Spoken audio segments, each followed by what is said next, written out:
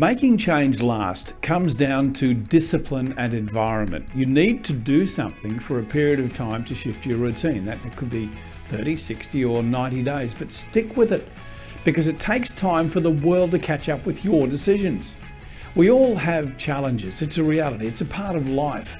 Within those challenges is the opportunity to move to a better life. It's how you tackle those things that's going to shape you. Simply make the decision that you could make and do more. The decision is quick. The commitment is actually the hard part. The first step is the key. Make the decision and then implement it. And remember, implementation will never end. Till the day you die, you can constantly get better. Karuna Dimelow, Karuna Group COO, is living proof of the power of constant improvement. She talks about that in just a moment.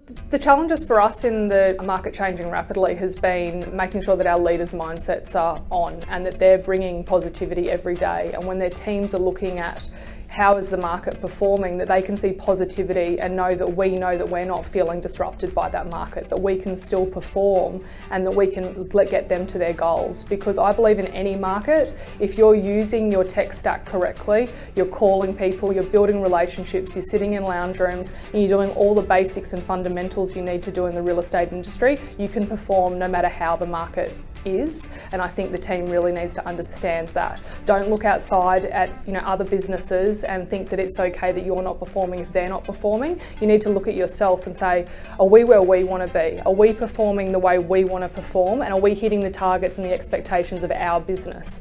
And if you can say, yes, we're doing that and we're still growing, year on year, I think then your team knows that there's stability there and they can perform. But I think that a lot of businesses find that a challenge because they're walking in and they don't have the belief and the outcome that they can drive it. I think that growing and adapting, yes, it does go hand in hand. I think that if you're just staying the same, that you're actually at a standstill and you're not going to continue to grow your business. And we've had to look at our business, over the last 12 months, 2 years, and really adapt our business. So we've had a lot of change, and that creates a lot of change management and it creates a lot of challenges, but we've had to look at, okay, where do we think the future of real estate is going? Where do we think people are going to want to be working in 5, 10 years, 20 years? So for us, that's why we've come up with Mission 10-4, which is about us relocating our current corner offices into big hub locations where there's better leadership, better energy, better facilities, happier team members, and we can drive high performance within those businesses, which is why we're going to have 10 hubs in Southeast Queensland. The other thing that we've looked at doing is making sure that we've got a more flexible model. So, what are people wanting now? They're wanting flexibility, adaptability, still good income, and real estate does offer that, and we want to offer that on a big scale. So we've come up with what we call Karuna Now, and that's got a property management division and a sales division where you can operate remotely anywhere, where you've got basically like an agent toolbox and you can work from anywhere and you can list and sell real estate, and you can also build yourself an asset with an equity share. And those businesses are working really well for us at the moment. We're in early stages of the rollout, but for us, if you're not adapting and making your business an attraction business for people to work, it's more agents that bring more listings, and I think more happy agents that bring more listings. So if your business isn't developing that and offering these different opportunities, I don't think it's going to work for the future. Communication is really, really important, because I especially think if you're going to be working with team members that are remote, you need to be able to communicate still effectively with them and they still feel like they need to be part of a community. I think execution, a lot of people can come up with great ideas, they can come up with great plans, but it's actually about executing that each day. And I don't think that's just for a leader, I also think that's for your team members. If you're not coming in and you're not driving the actions every day and you're not actually working to an outcome each day, you won't ever achieve. And I think that where we fall down in business the most is communicating effectively with team members, customers, clients, our peers, our other executives, and then I think it's the execution of the plans.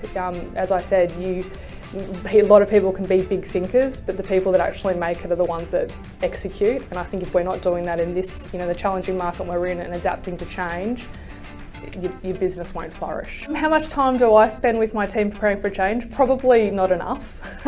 I think we've made lots of errors over the time where we've rolled things out and they've been big rollouts, whether it's been change in tech or training them on new things, or even floating the idea with them about Mission 10.4. I think that as I said before, communication is so important, but it's also continuing that rollout with them and making sure that they're training effectively and executing well themselves. And I think there's been so many changes over the past, especially 2 years for us, that you want to roll things out so quickly that sometimes you do it faster than what your team can handle. So I've really learned from those mistakes and errors that I've made, and now when I look at rolling things out, we're breaking them down to bite-sized chunks and really picking officers that we can work with and team members that we can work with so that they feel completely comfortable moving forward with it, because the tech availabilities now with the analytics, the insights, the data sources, that wasn't like that when I started in real estate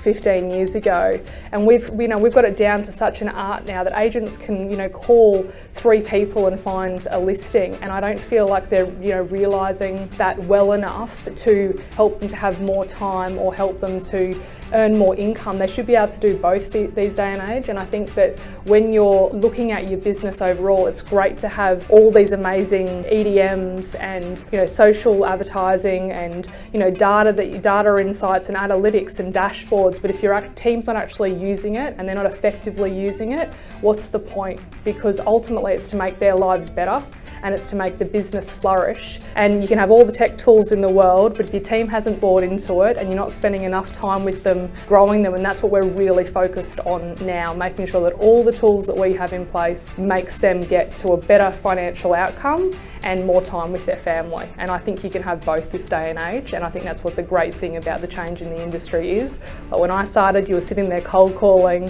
having to speak to 100 people a day, none of these insights, and I really want agents to take it by the horns and really use all of the tools, all of the tech stack, and actually be amazing at what they do and in little a time, and not be having to work 7 days a week and 12 hours a day. It's not necessary anymore.